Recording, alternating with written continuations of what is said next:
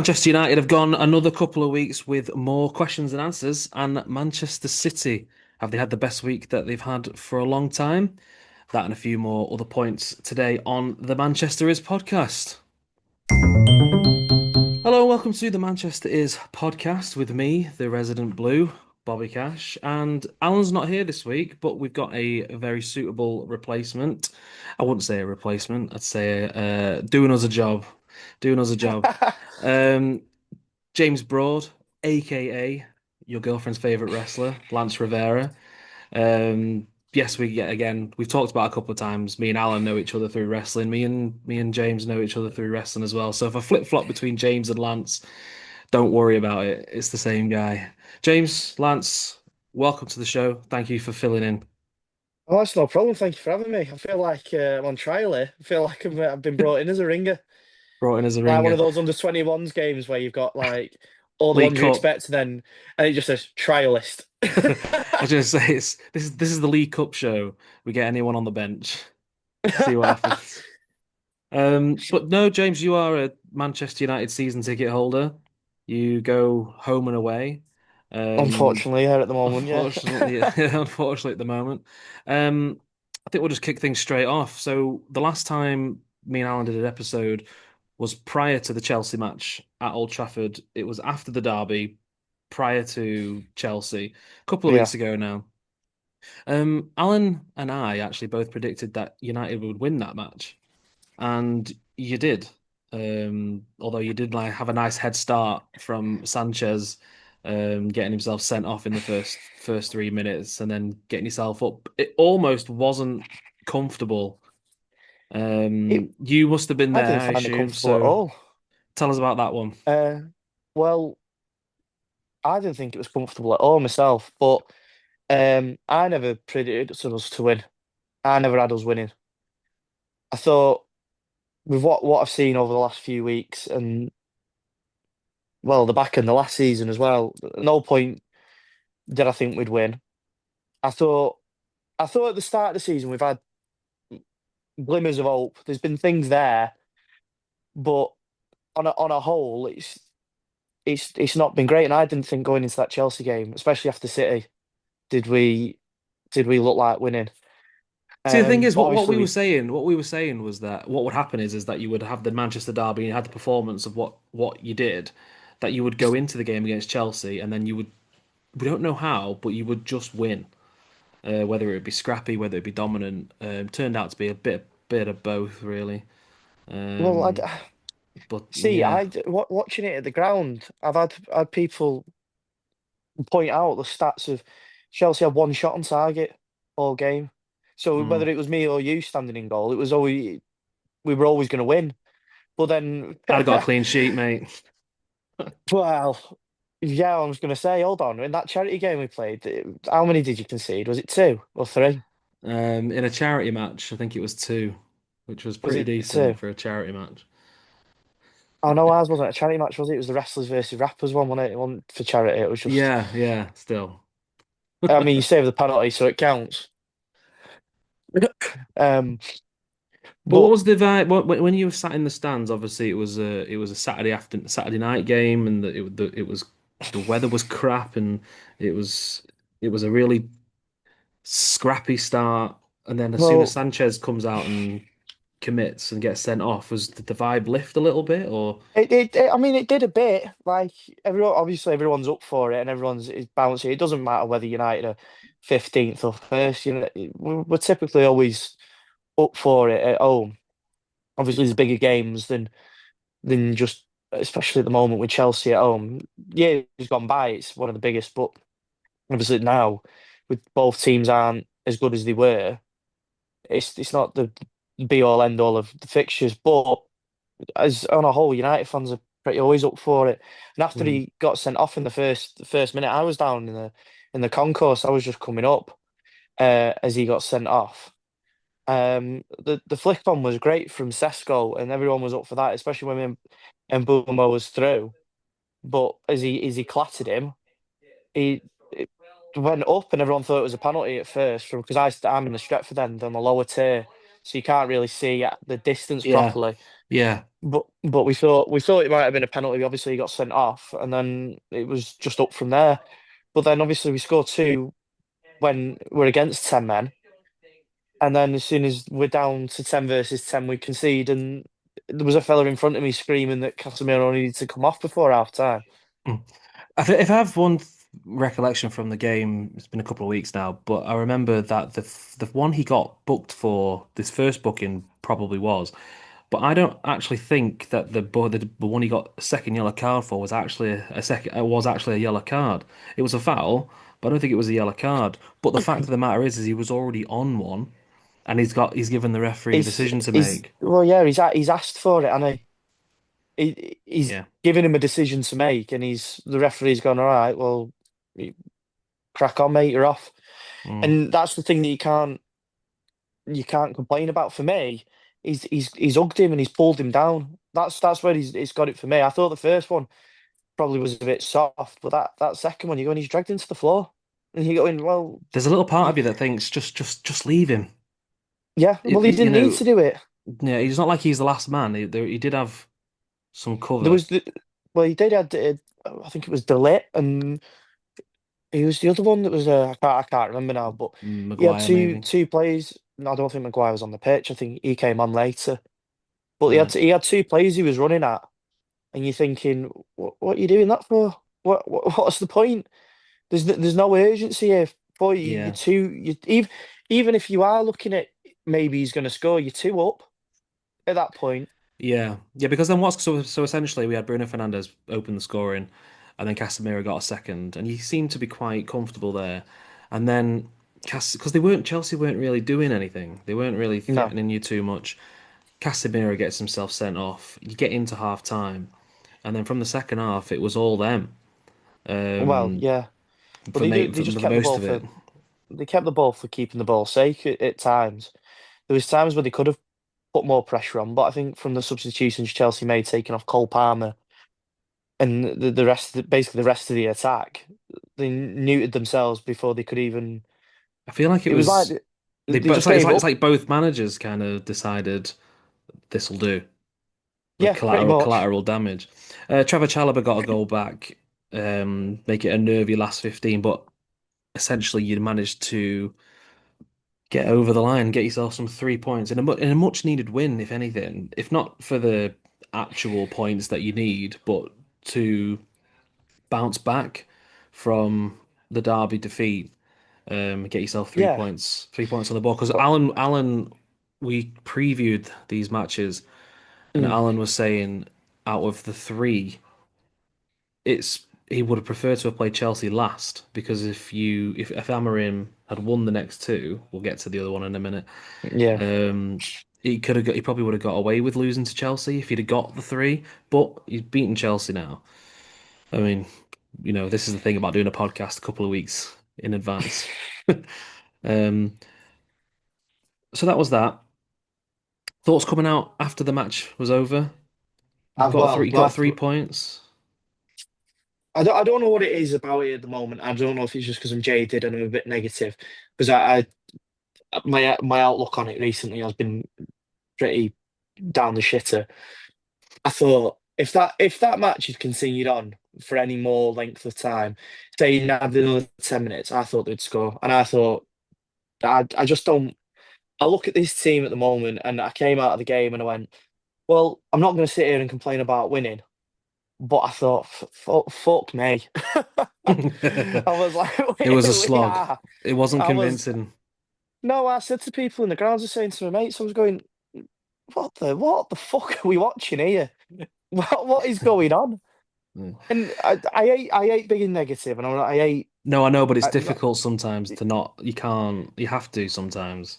well, exactly, because I've got the picture from, I think it was the Leon game here, and I came out of that game, and if you told me that in whatever many months it's been now since then, we're going to be in the same position doing the same things as we were doing in the league when we thought we tossed it off, I'd say, yeah, shut up, don't be daft. I came out of that game absolutely buzzing out off my head, thinking we were going to win, like Britain's Got Talent and everything.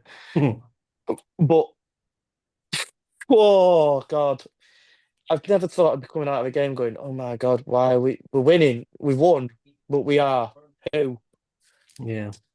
Well, you've got that on the board, and then your next fixture was this past weekend, the Saturday lunchtime, going down to Brentford. Obviously, bit of spice with Brian and Bumo being Brentford's player. I think it was either him or Visser, player of the season, gone to Manchester Yeah, United. I think he's actually been one of your brighter players. He's been one I of your think he's best. I fantastic. think he's probably been your best player, I think, this year. That's from my perspective. But again, before we start, actually, you were there in the I away was, end. yeah, How was the yeah. vibes before kickoff? What were we Well, thinking? before kickoff, it was fine. Everyone seemed pretty happy. United fans on an away, you don't typically get much aggro. Like it's not well between each other anyway. It's not there's not much. Like everyone was just sitting around. There's a pub right next to the Brentford ground, so a lot of people were in there. It was rammed. Everyone was in there having a pint, just waiting for kickoff. Were you Um, positive for that you were going to get 3 points or? I'm never positive we're going to get 3 points at the moment. I won't lie to you, mate. I I turn up at games now because I like going to watch the football. I don't turn up thinking, "Oh my God, we're gonna smash anyone." Like it, you, like I say, I hate being negative, but when you ask me the question, I'm going to give you the honest answer. It's just I thought in the morning I went, gotta go in now and watch United So maybe it lose. would have been it'd have been an early start for you as well, wouldn't it? Or did you go I the night left. before? No, I went on the train in the morning. I left home about half past half past five, something like that, 6 o'clock. Got the train down, went round London for a little bit, had a walk round, got myself up there, um, had a burger, had a pint, got myself on the ground and was there ready for kickoff. And well, it didn't take long. What did they score on the 23rd minute, something like that? It I was an think it early. was. It was early. Yeah. And Couple. There wasn't essentially a lot of chances between the two teams before Igor scored. Thiago. Oh no, yeah, sorry, no. He scored after 8 minutes. was it 8 minutes? He scored his second after 20 minutes. It was 2-0 after 20 minutes. Oh, So you've wiped I it didn't from know your it was that memory. early. Yeah, 8 minutes in. Thiago. Oh, Well, they I did remember the goal because obviously it was right in front of me. they did the analysis on Match of the Day, and it was literally just the standard Jordan Henderson ball over the top. But Igor Oh yeah. Thiago's got to back himself to get in behind your back four, Well, and everyone kind I of made stopped because they thought he was offside. oh well, a lot of people where I was were screaming for offside. There was a lot of screams for offside, and then it came up on the board on the because they've got it on the top of the ground at Brentford, and it was being checked, and a lot of people going way thinking here we are, it's going to get like Yeah, chalked off. yeah. But honestly, you've got to look at that back three there. You started Maguire, you started Delay, and it was Mazraoui as well, wasn't it? No, Um, no, it was no, it Delit, was Delay, Maguire, and Maguire. Shaw. That was it. Sure, that was sorry, that was the one I was missing. Um, you're looking at the three of them, and you're thinking they're not the most mobile, are they? They're not the quickest. Luke Shaw's not as quick as he used to be. I mean, it's hard to argue a case for Luke Shaw these days, but especially after last season. But I still think there's somewhat of a player there. I just don't know where he is at the moment. And Mm, I'm a bit of a harsh critic on him because I know how good he is.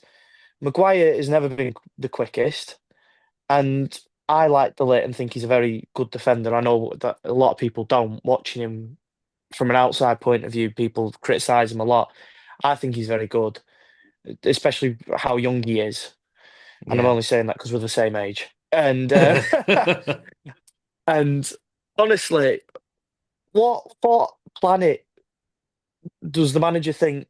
Let's put them three on the halfway line I think and that's make the them run problem. back to goal. I mean, that's the problem that I've got from an outsider's perspective is that if you want to play Delict, Maguire, and Shaw, if that's your options, Okay, fine, that's your options. But why are you playing such a high line? Because if you are any striker with any form of pace about you, just get it in that gap and off you go. Because nine times out of ten, Well, you don't even need you're that gonna much beat pace them. about you. That's the problem that I have with it as well. You don't have to have that much pace about you. Like Harry Maguire is notoriously slow, and I'm not, and that doesn't mean he's not good or good at what he does. Is which is you let someone ping a ball in and he'll be there to head it away. Yeah, But you have tools for certain jobs, and I get he's the not the best on idea the of turn. It's on the turn as well, yeah.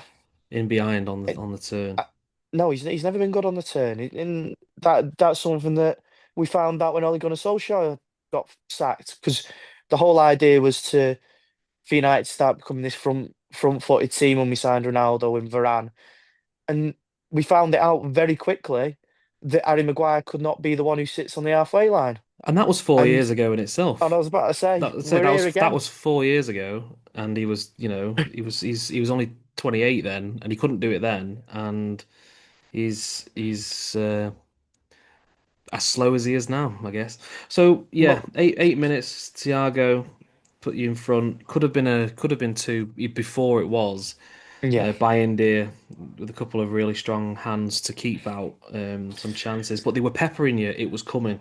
yeah. No, It was it was coming. always coming because there was one where it got headed right at Bayern and he palmed it away, and I was going, "What?" But I say I'm stood there shaking my head and look like I'm losing my mind. At this point, I'm just you. A lot of United fans, and I found this especially on Saturday, is that we've become numb to it. It's a sad We all have a state, bit of that a really. well, it is, but we all have a bit of a laugh and a joke about it, in the ground and everything. But you've got to look at the reality of it. We've gone from being a team.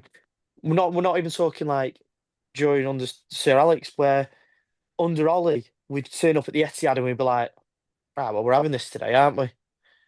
Like, how many times did United under Ollie turn up at the Etihad and win, or even under He Louis had van his Gaal? number. Yeah, he had Pep's Well, number. Yeah. and Jose even won there. But now you're looking at a manager and a team, and I'm very much of the opinion that this team is better than what we're seeing. I'm not saying they're going to go on and win the league or win big things, but there is parts of this team that we know are better than what we're seeing. Mm. It sounds like you're saying that there's a team in there somewhere. You're not going to be world beaters, but you're underperforming even the minimum. But we're not relegation fodder, are we? Well, don't know. Well, you know you don't feel it. Well, No, no, no, no, no, not a chance. The phrase, the cliche, like you're too good to go down. You are too good to go down. It's not going to happen. I wouldn't be sad well, about. I wouldn't be sad about it, but well, um, you say it's not going to it won't happen, happen. but the form that he's showing is his manager. What's he got? Was he 35 I've got it. points in 34 games? I've got it here somewhere. My cousin shared the graphic. So we've got it here. So Ruben Amorim has 33. He's played 33 games for United. Yeah, He's 33 games, 34 points, yeah, which is less points than Steve Keane at yep, Blackburn, Roberto Martinez at Wigan, Southampton from 96, Wimbledon from the year 2000, Ozzy Ardias from Spurs, and it's the same amount as Walter Smith, Everton, 99. All those managers got sacked except Roberto Martinez. All of those teams, I'm pretty sure all of those teams went down except for Southampton and well, I think Everton, Tottenham obviously, did. and Spurs. Oh, sorry, forget that, cut that bit. But yeah, it's not good, is it? So we'll talk about Amorim in just a second. We'll just wrap up that game. Sesko got one back just before the half. Finally got his first goal. Sesko, summary so far? Well, he's better than Ireland. I'll say that. It's not hard, Do I is it? think he? Well, no, but I think he's an improvement. but with what I would have preferred in the summer was someone with experience. But he looks like he's good. He looks like he's going to be handy. But to me, I think we've fallen into the same trap as we did last season, where we've got one striker who's unproven and he's young, and you're putting the pressure on him to do something again. Like, who does he fall back on? There is no one for him to fall back on, I feel like you fall into especially the in this same system. cycle. I feel like you fall into the same cycle of you're not playing to his strengths. The manager's expecting him to fall into the system, which again we'll talk about the system. Second half, um, I wonder if you're feeling a bit aggrieved. The penalty was awarded to United, which it was a penalty. There's no Yeah, bias there at all. Definite penalty, pullback. No red card. well, it should have been a red card, shouldn't it? It was a clear goal scoring opportunity. He gets a touch on that. Either he scores or he takes a touch and he scores. I feel like everyone There that was I've spoken to about it has said he doesn't understand how it's not a red card because they even had Dermot he's Gallagher there. on Sky.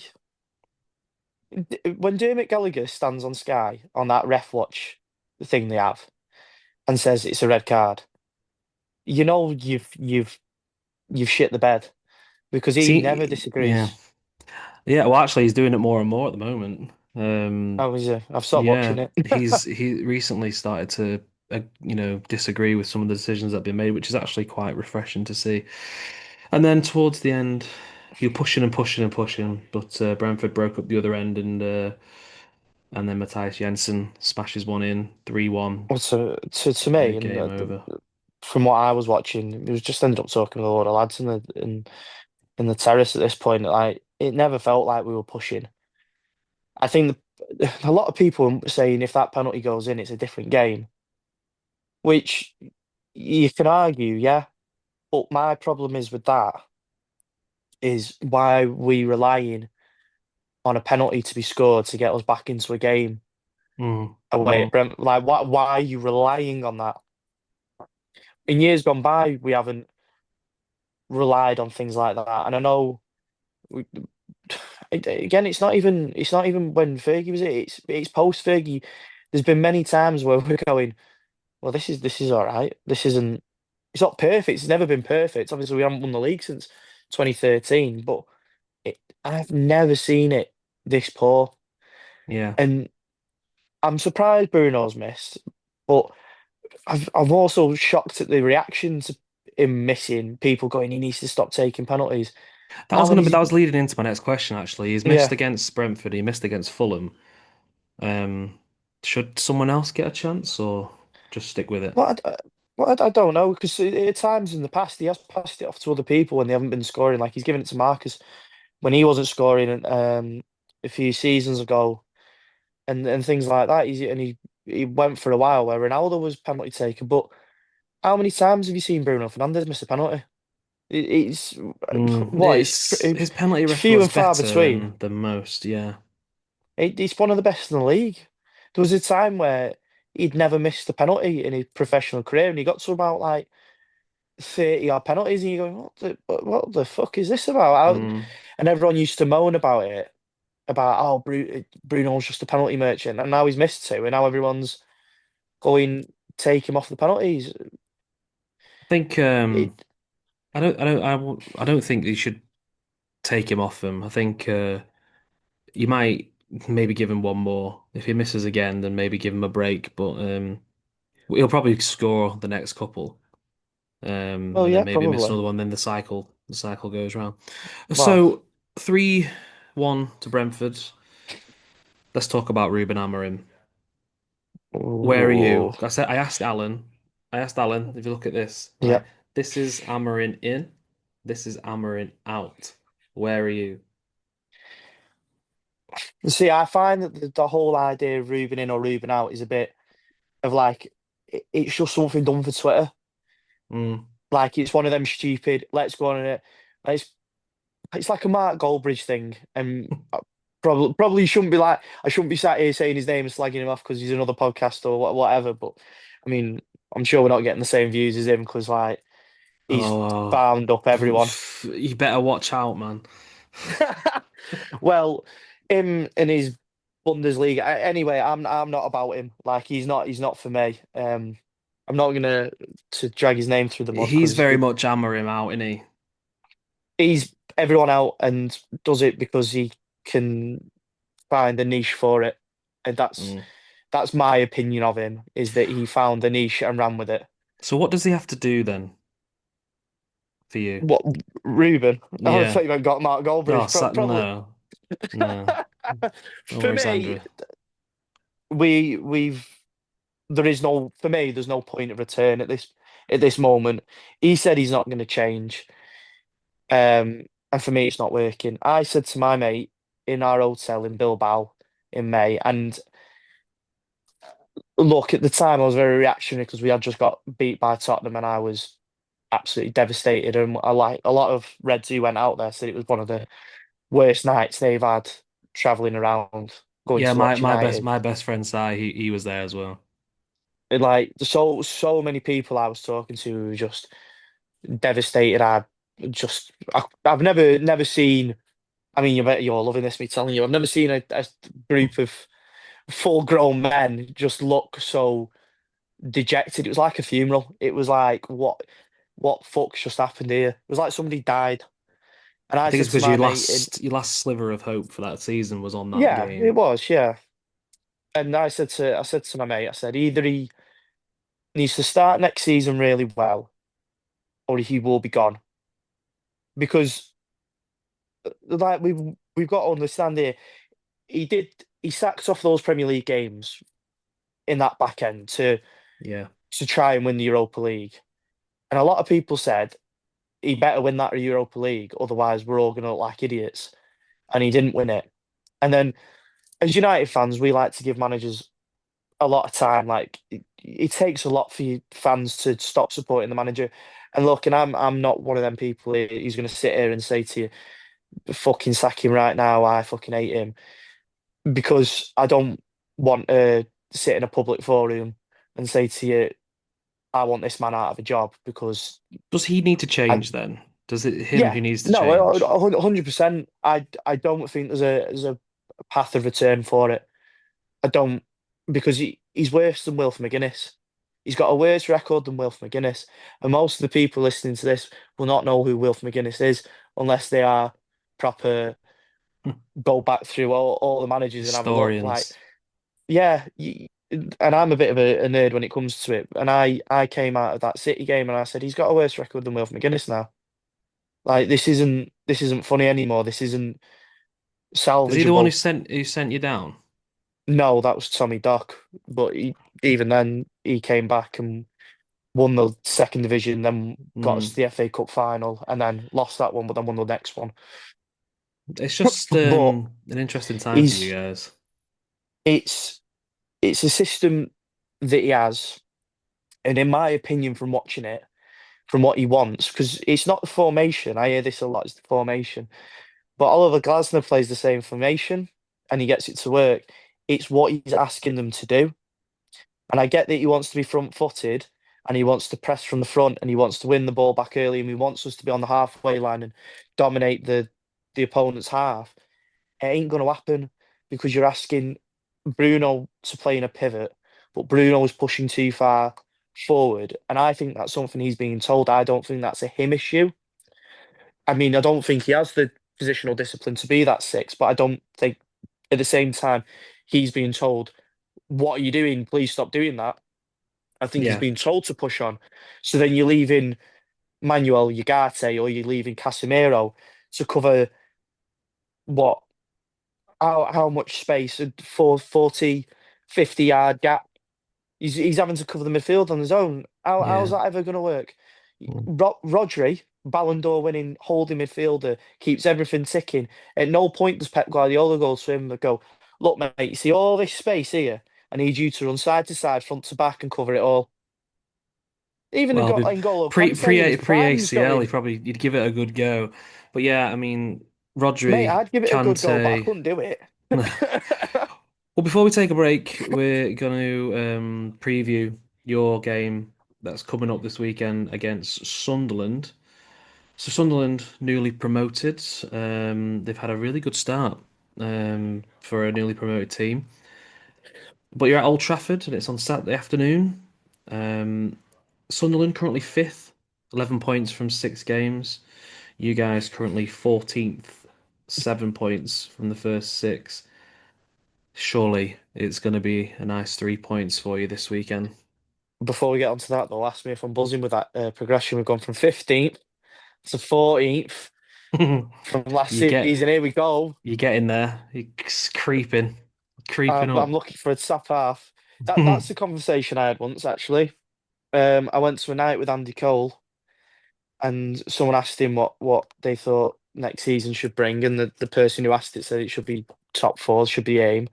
And Andy Cole turns around and he goes, "Well, how can you ask for top four when where do we finish?" And I went, I piped up at 15th, and he went, "Well, what do you think progression is from there?" I said, "Well, if you're going off how you're describing it here, it'd be anything past 10th, wouldn't it?" And he went, "No, yeah, well, that's progression, isn't it, at this point?"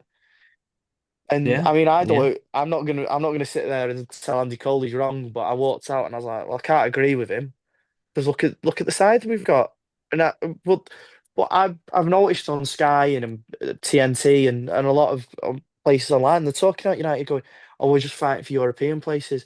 And I'm just looking at the team, and again, this is what I was saying before. I don't think we are one of the best teams in the world, or we're gonna get in the Champions League and we're gonna go on and win the whole lot, or something daft. You've got to be pushing for top four. We're top five now. Well, you can't be sitting there going, oh well, if we get Conference League, it's great. It's not. None of it's great. Mm. The standards for Manchester United are slipping, and it's not to take a snide dig, but it sounds like mid 2000 City just before you got the money, sending David James up front, trying to get in the Europa League, and I'm going, We just what's wanted a going cup. on? We just wanted a cup run then. We just wanted a cup run, get to a semi-final or something. But nah, Hey, just I'd we be just buzzing lose with to a cup. Doncaster on penalties. I would have been buzzing with a cup run, but we just lost with Grimsby on penalties. Right, Sunderland. Yes. How do you see it going? Well, I'm not going to sit here and say I think we're going to turn them over and smash them, but on paper, you look at it and you go, well, United should win. But if you look at the form of it all and whose form's swinging which way, United are on the back foot here, trying to scrape 3 points from wherever we can. And at no point are we looking good on the ball or good in transition or good without the ball even. Hmm. I wouldn't be surprised if Sunderland turned up and turned us over, and it was a big moment for them because that's what we seem to do now is give teams big moments that they can go home and be like, like we're a charity case, like we've ruined everyone's childhoods, so now we're giving back to everyone now. It's like Um, we ruined your childhood, but do you know what? We're not going to ruin your adulthood. Congratulations. Here's 3 points. so you've got to make a prediction now. Are you going to be optimistic or are you going to be pessimistic Um, or somewhere in the middle? What are you going to give me? well, if I have to put a prediction out there online, I'm going to say United win 2-1. I can't sit and predict my team to lose. So I'll It's say very noble. 2-1. It's very noble of you. Right, well, that is Manchester United wrapped up in first half of this chat. We've got it on record now. Lance is going for 2-1 victory to United. I'm I think it might follow the Burnley game where you'll get a few, they'll get a few, but ultimately you'll probably see it out in the end.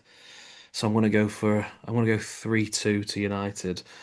If Um, big old biscuit wrists are still in the team, playing him between the sticks by and there, then yeah, we are gonna concede a few because it's not like they're not scoring, is it?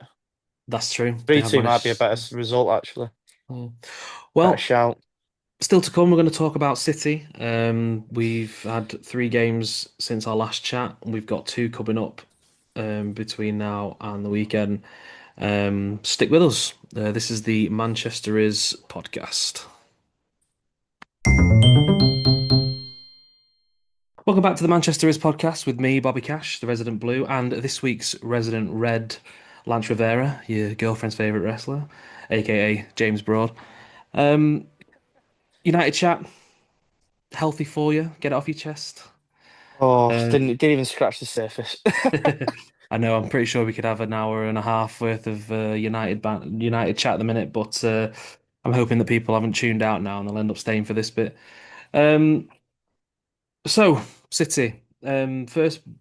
Well, obviously, I was going to say first big test of the season, but that's not true at all. We played Spurs and lost, and we played you and won. But we've gone to Arsenal last weekend before, Yeah, and I hate playing Arsenal at the moment. I can't stand that rat that they've got as the manager. with good Flipping old Lego head. Lego Ed. I can't stand him.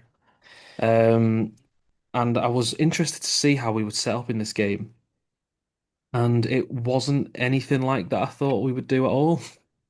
No, I was I surprised. I was, yeah.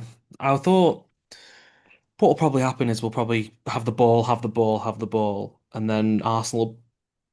Basically, it was the opposite of what happened, is what I thought would Yeah, happen, because that always seems to happen at the moment. We used to go unbeaten against Arsenal 10 years, I think we went, like not 10 years, that's a bit silly, but 10, 15 games where we didn't lose to them. But now we just we went can't seem. a good while without losing to him at home. We've not beaten And them. you, We haven't beaten them now for a couple of so far for a couple of I was seasons. gonna say, especially the Emirates. What was the Yeah. score? Was it last season when you lost? Was it We 4-0 or lost we lost 5-0? five we lost 5-1 last year. Five. Oh, Yeah. oh, No. It was 1-1 with about half an hour to go as well, and then we just fell apart, which yeah. is the summary of our season at one point. Um Set up with, we had a pretty established in quotations there. Gianluigi Donnarumma's coming in and he's kept his place, and then we had a back four of Kuzanov, who, if you sit here and tell me that Kuzanov is bad, I will end this conversation right now. This is a I wasn't gonna tell you he was bad. I've just heard Pep's got questions of him and he's struggled to get in, hasn't he? But no. Is the This is an Abdulkadir Kuzanov fan channel. So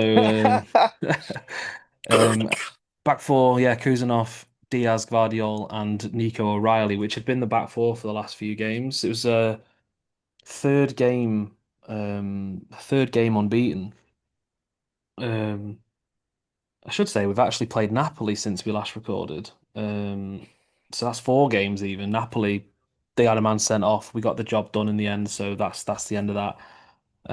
But yeah, started a good start to the season and a good start to the game. Sorry, Reinders and Haaland intricate play on the break, and Haaland put us 1-0 up, and that was after we hadn't even played 10 minutes yet, and that was a nice start for us. And then it was more of a case of right, what happens now? Do we try and score well, again, or do do you we know try what? and sit That's back? such a strange thing in these years and these dystopian years we've had of City being so good. Um, that you're saying, what do we do now that we've scored? Because for years and years and years, probably since I've been the age of what year did you beat us? Six, well, it's 2011. So Yeah, I 2011, was, yeah, 2012. so I was 12 going on 13. And I cannot tell you a time where I've thought maybe that's that first Pep season where you finish fourth was I go to you, well, what does City do now when they've scored one? Well, panic apparently. Well, we went 1-0 up, and then it just seemed to me like we weren't trying to score again at that point. And then we went, I think he was trying to get it to the half because he's, like you say, those who know, his backroom staff has changed as well. Yeah. He's brought Pep Linders in, who was a Klopp's right-hand man. Colo Torre's had a few stints. I think he was with Celtic and he was at Leicester with Brendan Rodgers, and he's come in now. And it seems to me that Pep is now more open to ideas from other people as opposed to Pep Linders is, I find that bizarre.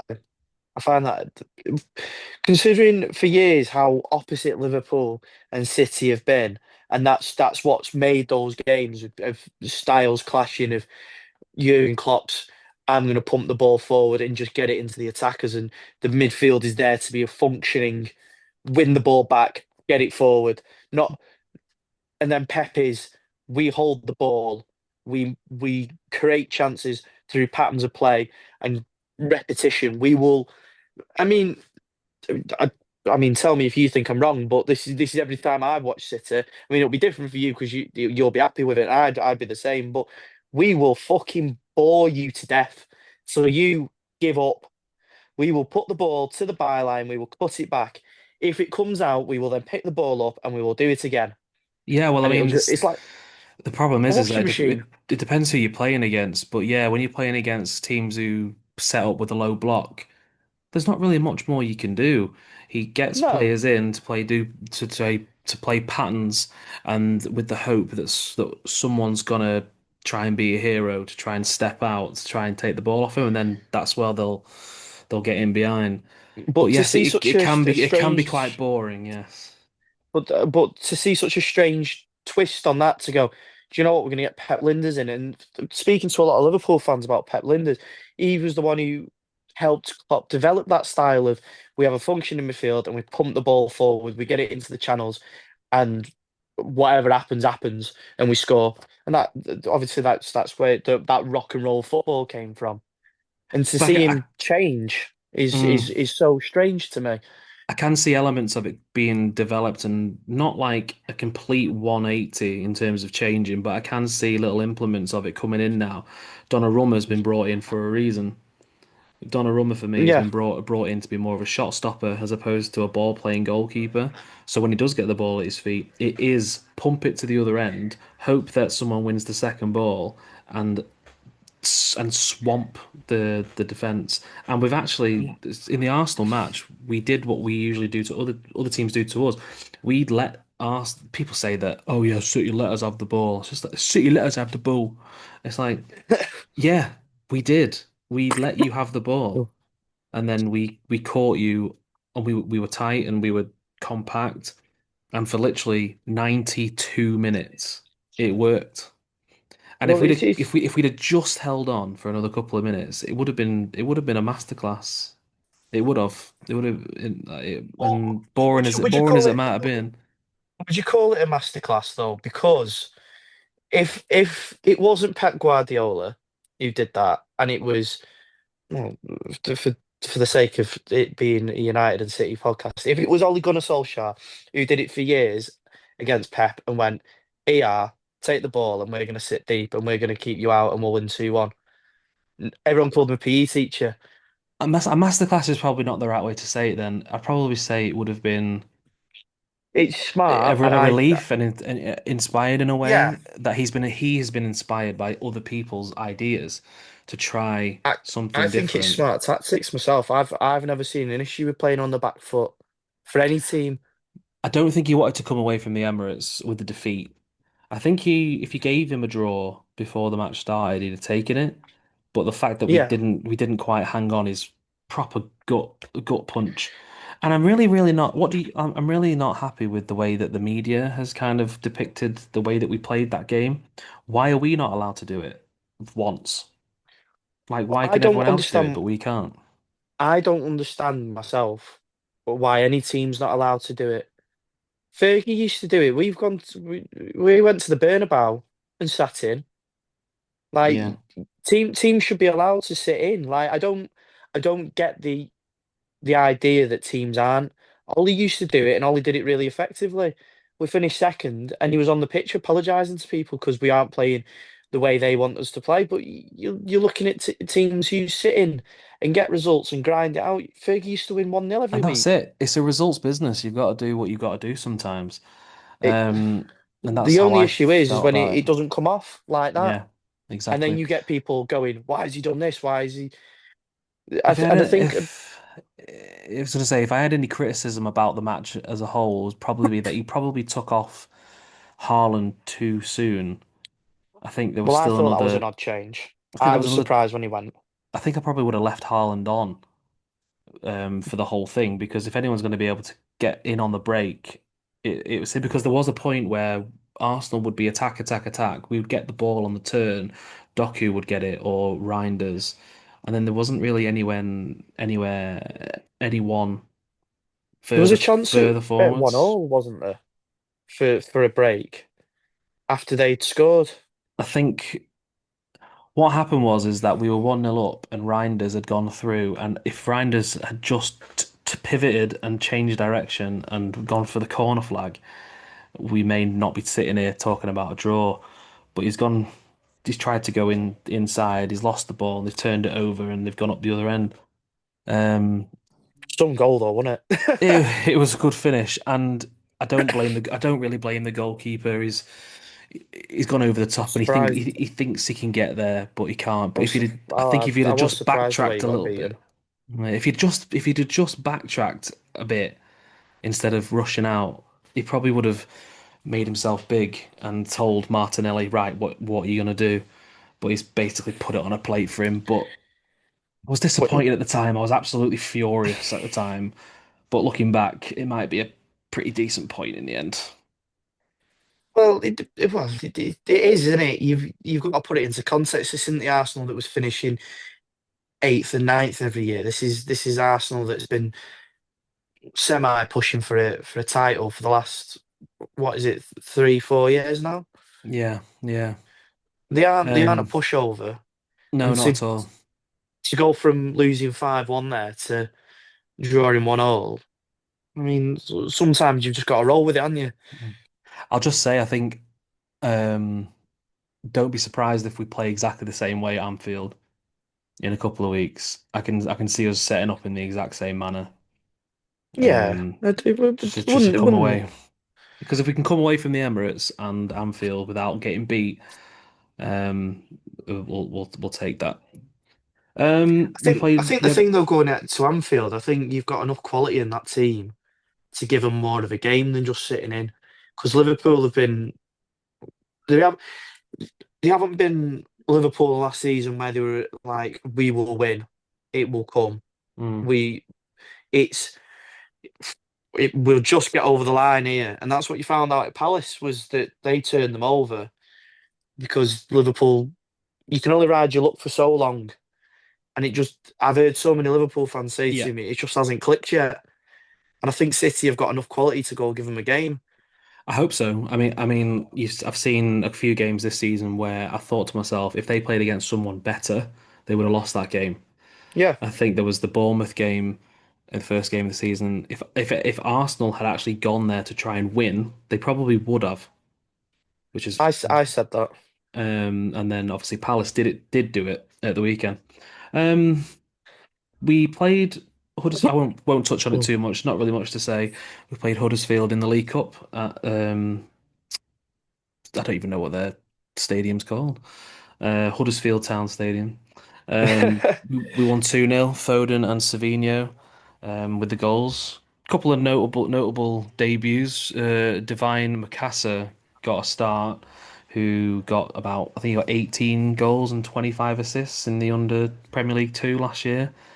And also Reagan and Jaden Heskey both came on for their City debuts, the sons of Emil Heskey. It's Both mad of that. them. It's mad, innit? It makes me feel so old. But It's just yeah, the fact there's two of them. I know. I think having one kid become a footballer is one thing, but having two in the same team on the same day is it's pretty cool. It's pretty cool. Are they Um, twins?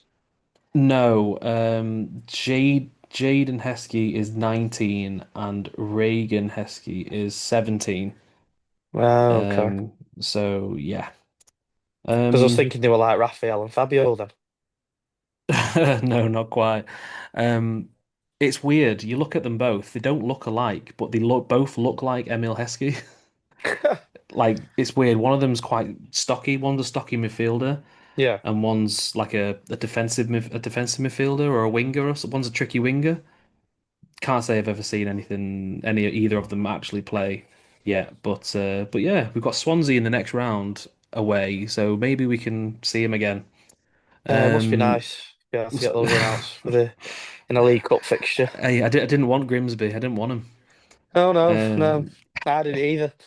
we had a bit of a chat last show about whether Calvin Phillips would see any minutes. Oh God, love him. And I said his name was written all over that game, and he did get on. He came on. This is a Calvin Phillips podcast as well. It's How not. long did he It's have?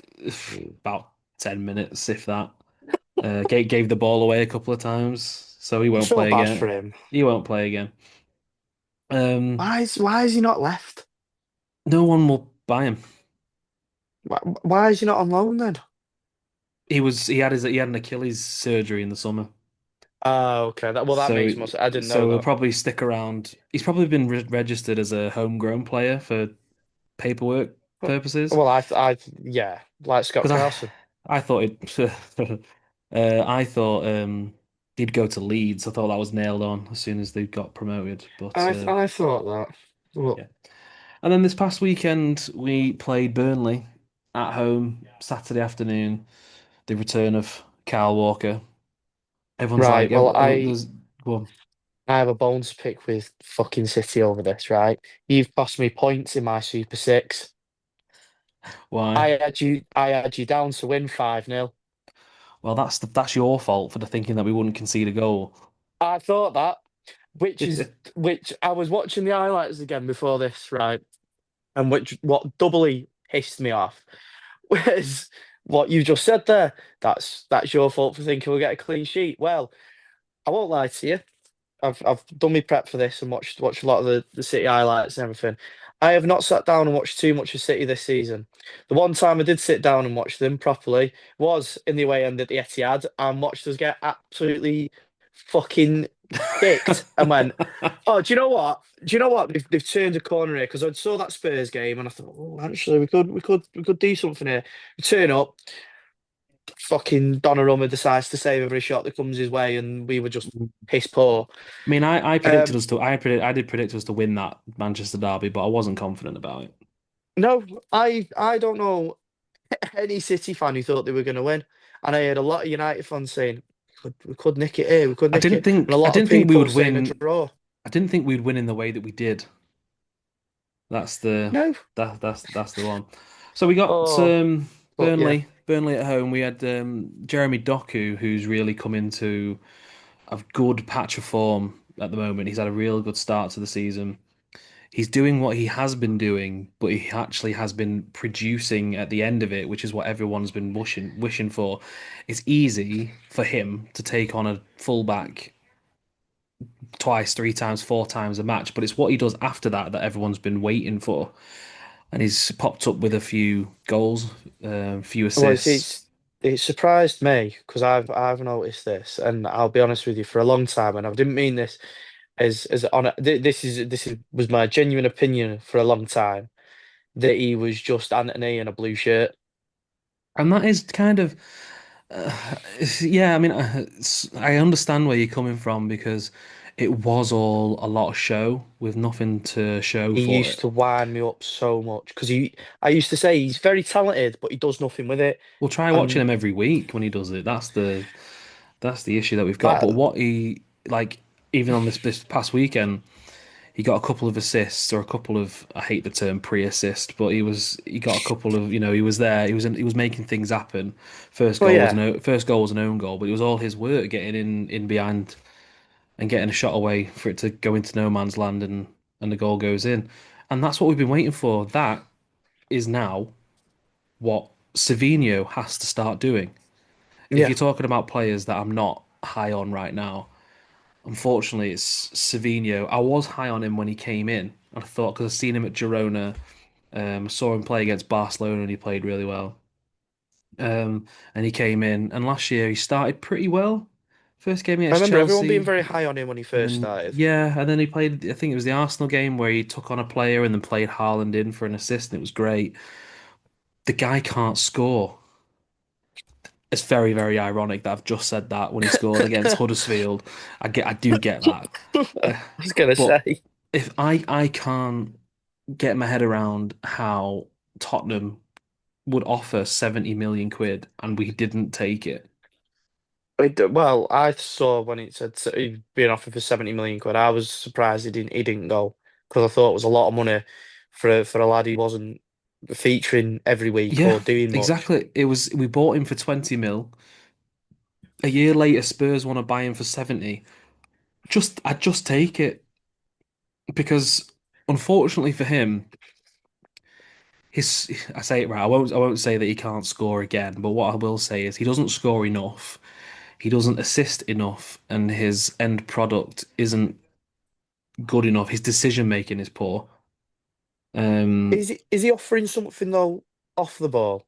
Because like I no, say, I'm not watching City every week. I'm not. no, not really, not really. No.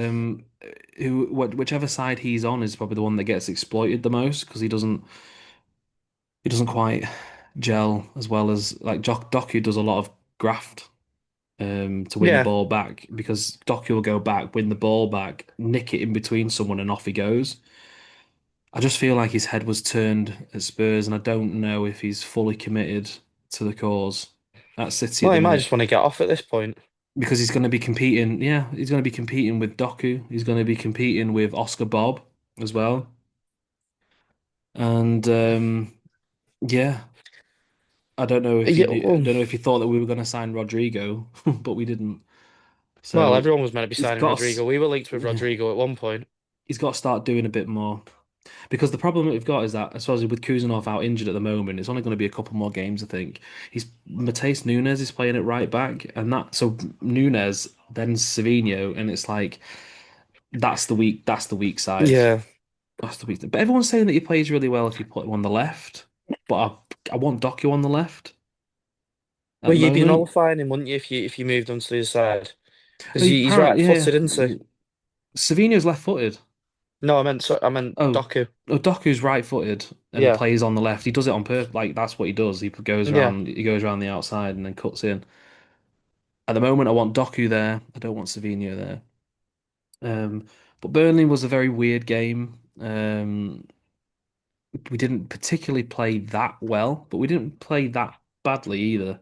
It was just kind of a very run-of-the-mill 3 o'clock Well, kickoff. We were it felt helped like by City two doing own City goals. things again.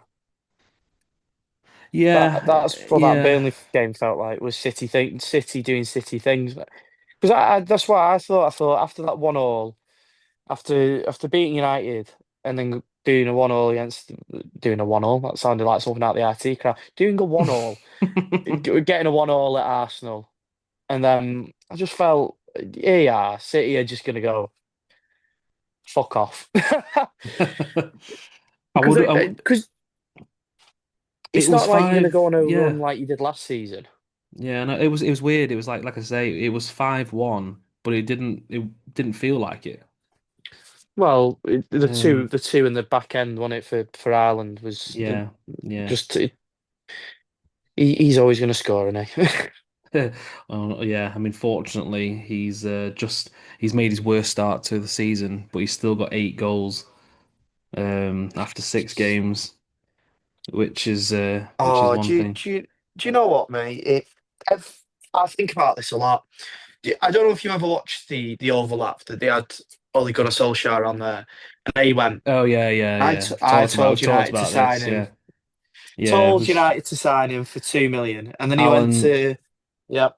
Alan was gutted about it. Yeah, we were talking about it. It, We've got about 10 minutes left before we wrap it up. So I thought that we would just have a chat, preview our games. This is it's as of recording. It is Tuesday. Tomorrow we play against Monaco in the Champions League away. I don't really know how to feel about this game. I mean, it should be okay. But it is seen to be like the land of lost dogs in terms of teams. We've got was going to say, I don't know who's there anymore. well, they've got Paul Pogba plays for him. Oh, of course they do. Forgot about But he's not in the squad apparently. We've got who else that. He's is not there? fit yet, is he? No, Eric Dyer plays for him. Oh, for God's sake, I forgot he went Um, there. Minamino used to be at Liverpool. Yeah, yeah. Balogun used to play for Arsenal. So You, you there's a few lads there. but I'm thinking that we've had a pretty decent 10 days that I think we should have enough to get the It's job away, done. isn't it? Yes, it's away. Yeah. I'm not really like when you go to a European away, Monaco isn't really the cauldron that other places can be. So No. that's what I'm hoping. And then No, next Sunday, sorry, I go was on. gonna say I was gonna say with Monaco, if you're not beating them, then y- you're looking a bit silly, aren't you? Like you say, Yeah, yeah, it's an island of discarded toys, isn't it? yeah. It's not like it used to be when they had I don't know who was the owner at the time when they just started fucking throwing money around like it was nobody's business, signing Radamel Falcao and all them, and everyone went, Well, "Whoa, we played him in Pep's first year. We had that yes." crazy When two-legged game where they had Mbappe, Falcao, Bernardo Silva, Benjamin Mendy, Fabinho, Bakayoko. and Um, Falcao scored that mad lob, yeah, it was crazy. It was crazy. So it'll be a and I was like, "Why good to get didn't they ever revenge do that in a because derby?" we didn't win there last time. And then on Sunday we play Brentford. Um, Same opponents that you've just played Sunday afternoon. Um, Sunday afternoon, 4:30. I can't call it. We've been to Brentford a few times and beat them pretty convincingly. We've been to Brentford a few times where we've won in the end. It's not been the best performance, but we've got there. And then we've gone, but especially last year, we were 2-0 up last year and we still didn't win. I think we were 2-0 up with 5 minutes left and we still didn't win. And during that nice, Yeah, terrible run of games that we had. I was gonna say that was Um, proper City, wasn't yeah. I think if I was going to do any predictions for these two games, I'd probably for Monaco, I'll go 3-0. it? I'm feeling confident tomorrow, 3-0. And then Brentford away. Yeah, I'm going to stick my neck out for 4-1. Why? 4-1. Why not? Why not? Um, I was gonna say because they are quite well, they were against us anyway. They were pretty tidy at the back. We'll I see. think you'll Well, win. it'll definitely determine how players come out of the Monaco game with the fitness levels and because we play Wednesday and then we play Sunday afternoon. Oh, Bit that's light, enough time, isn't so there should be enough time because I don't think Rodri's playing tomorrow. He's travelled, but I don't think he's going to play, and then he'll probably it? save You him shouldn't for need him Brentford. really No, for because that. With the Nico G's done a relatively sound job so far. Kovacic is back in the squad. He's come back from his injury, and yeah, maybe Monaco will be the one where we do a bit of rotating. I hope not, because it'll be good for us to get another win in the Champions League, just to kind of because the thing is with this league format is try and get as many you need to be up wins. there, don't you? You try and get as many wins early as you can in your earlier fixtures, rather than having to worry about chasing it later, which is what happened last year.